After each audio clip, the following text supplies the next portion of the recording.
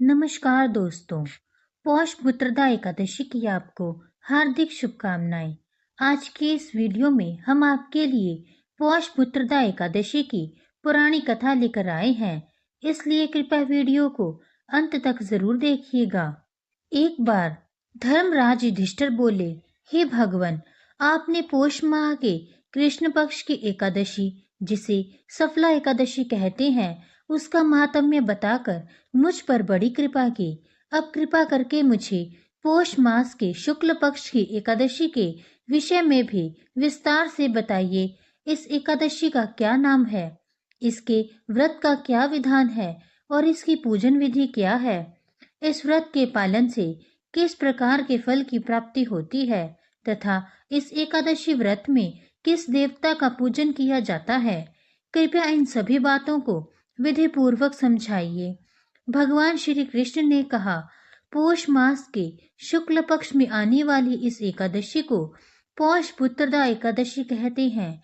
इस दिन नारायण भगवान की पूजा विधि पूर्वक की जाती है।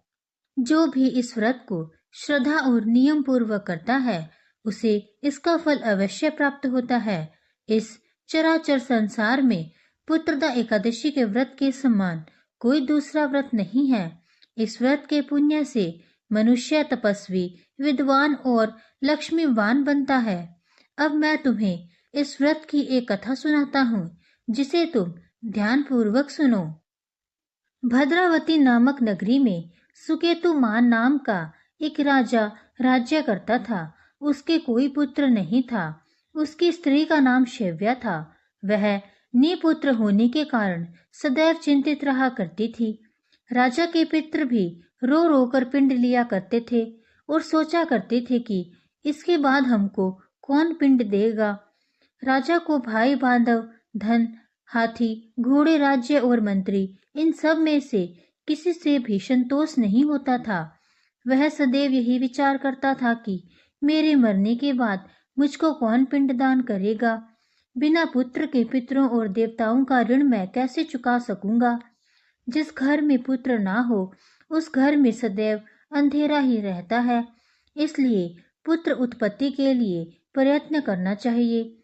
जिस मनुष्य ने पुत्र का मुख देखा है, वह धन्य है।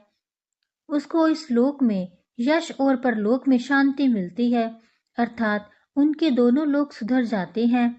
पूर्व जन्म के कर्म से ही इस जन्म में पुत्र, धन आदि प्राप्त होते हैं। राजा इसी प्रकार रात दिन चिंता में लगा रहता था। एक समय तो राजा ने अपने शरीर को त्याग देने का निश्चय किया, परंतु आत्मघात को महान पाप समझकर उसने ऐसा नहीं किया। एक दिन राजा ऐसा ही विचार करता हुआ अपने घोड़े पर चढ़कर वन को चल दिया तथा पक्षियों और वृक्षों को देखने लगा। उसने देखा कि वन में मृग, सिंह, सुअर, बंदर, सर्प आदि सब भ्रमण कर रहे हैं। हाथी अपने बच्चों और हथीनियों के बीच घूम रहा है। इस वन में कहीं तो गीदड़ अपने कर्कश स्वर में बोल रहे हैं, कहीं उल्लू ध्वनि कर रहे हैं। वन के दृश्यों को देखकर राजा सोच विचार में लग गया। इसी प्रकार आधा दिन बीत गया। वह सोचने लगा कि मैंने कई यज्ञ किए, ब्राह्मणों को स्वादिष्ट भोजन से तृप्त किया, फिर भी मुझको दुख प्राप्त हुआ। क्यों? राजा प्यास के मारे अत्यंत दुखी हो गया और पानी की तलाश में इधर उधर फिरने लगा। थोड़ी दूरी पर राजा ने एक सरोवर देखा। उस सरोवर में कमल खिले थे तथा सारस, हंस, मगरमच्छ आदि विहार कर रहे थे। उस सरोवर के चारों तरफ मुनियों के आश्रम बने हुए थे। उसी समय राजा के दाहिने अंग फड़कने लगे।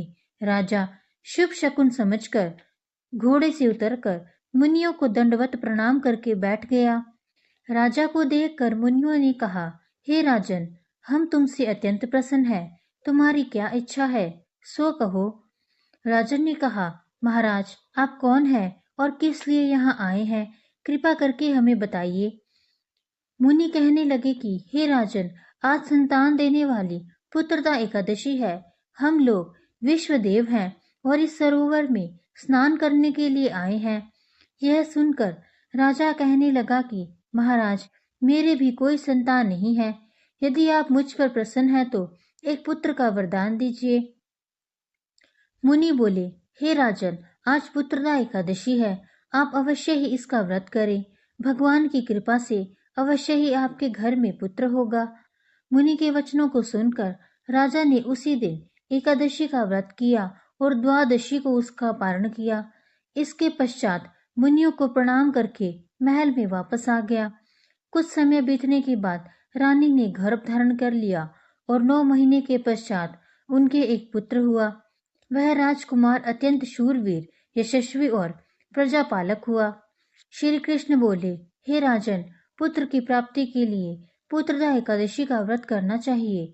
जो मनुष्य इस महात्म्य को पढ़ता या सुनता है, उसे अंत में स्वर्ग की प्राप्ति अवश्य होती है।